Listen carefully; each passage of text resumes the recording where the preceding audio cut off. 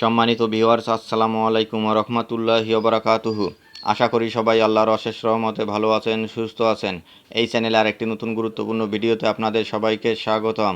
আজকে আলোচনা করব নতুন শিক্ষাক্রম ও মূল্যায়ন নিয়ে। শিক্ষকদের দেওয়া প্রশিক্ষণ যথেষ্ট নয়, বিস্তারিত থাকছে ভিডিওতে। এই ভিডিওটি দেখার আগে যারা এই চ্যানেলে একদম নতুন তারা অবশ্যই চ্যানেলটি সাবস্ক্রাইব করে পাশে থাকা বেল আইকনটি প্রেস করে দিন। আর যারা ইতিমধ্যে সাবস্ক্রাইব করেছেন তাদেরকে জানাই অসংখ্য ধন্যবাদ। নতুন শিক্ষাক্রম ও মূল্যায়ন নিয়ে শিক্ষকদের দেওয়া প্রশিক্ষণ যথেষ্ট নয়। শিক্ষাবার্তা ডেস্ক, ঢাকা। নতুন শিক্ষাক্রমে বদলে গেছে মূল্যায়ন পদ্ধতি। এখন কেবল একাই নয়, দলীয়ভাবে দিতে হচ্ছে পরীক্ষা। সরজমিনে দেখা যায় মুখোমুখি বেঞ্চে দলগতভাবে কাজ করে এ পরীক্ষা দিতে হচ্ছে শিক্ষার্থীদের। অথচ একটা সময় পরীক্ষা মানেই ছিল ঘোরানো যাবে না ঘাড়, বলা যাবে না কথা, চুপচাপ লিখতে হবে নিজের লেখা।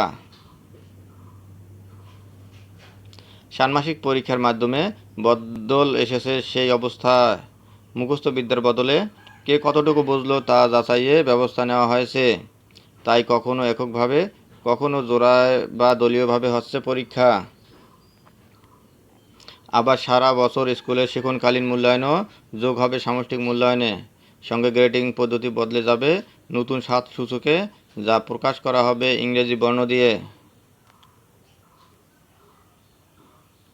শিক্ষার্থীরা বলছেন, কিভাবে আমাদের মূল্যায়ন করা হবে সেটি যদি আমাদের আরও আগে থেকে বলতো তবে আমাদের জন্য ভালো হতো। এছাড়া ইউটিউবে প্রশ্ন আগেই ফাঁস হয়ে যাচ্ছে, যার ফলে আমাদের পরীক্ষাটা সঠিকভাবে হচ্ছে না। তবে কেউ কেউ আবার এমন পদ্ধতিতে খুশি।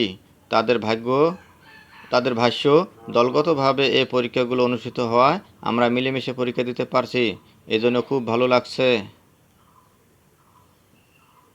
যদিও শিক্ষকদের অনেকে মনে করেন নতুন শিক্ষাক্রম ও মূল্যায়ন নিয়ে দেওয়া প্রশিক্ষণ যথেষ্ট নয়। এক্ষেত্রে তারা সমস্যায় পড়ছেন মূল্যায়নটুকু রাখার নৈপুণ্য অ্যাপ নিয়েও। তারা বলেন, এই অ্যাপ মনে হচ্ছে আমাদের ধৈর্যের পরীক্ষা নিচ্ছে। ধারাবাহিক মূল্যায়নের বিষয়গুলো উঠাতে গিয়ে আমরা সমস্যায় পড়েছি। সরকার আমাদের জন্য আরও কিছু কর্মশালার ব্যবস্থা করলে আমরা এগুলো পুরোপুরি রপ্ত করতে পারবো। ক্লাস পরীক্ষা কীভাবে কী হচ্ছে তা বুঝতে খাবি খাচ্ছেন হিমশিম অভিভাবকরা। হতাশা জানিয়ে তারা বলেন, বই সম্পর্কে বা তাদের পড়াশোনা সম্পর্কে কী হচ্ছে কিছুই বুঝতে পারছি না।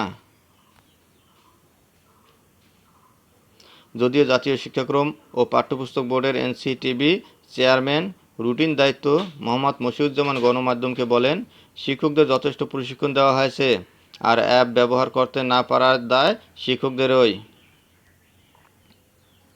তবে এসব বিষয়ে আগে অংশীজনদের মতামত নেওয়া উচিত ছিল বলে মনে করেন শিক্ষা গবেষকরা। ঢাকা বিশ্ববিদ্যালয় শিক্ষা ও গবেষণা ইনস্টিটিউটের অধ্যাপক মোহাম্মদ মুজিবুর রহমান বলেন, মূল্যায়নটা হচ্ছে শিক্ষা ব্যবস্থার একটি অংশ। তবে পর্যাপ্ত প্রস্তুতি নিয়ে আমরা এই কারিকুলাম এবং মূল্যায়ন কোনোটিই শুরু করিনি, যার কারণে সমস্যা পড়ছেন সবাই।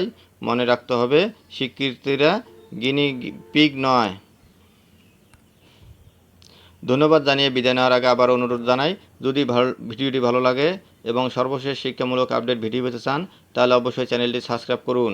ধন্যবাদ সবাইকে।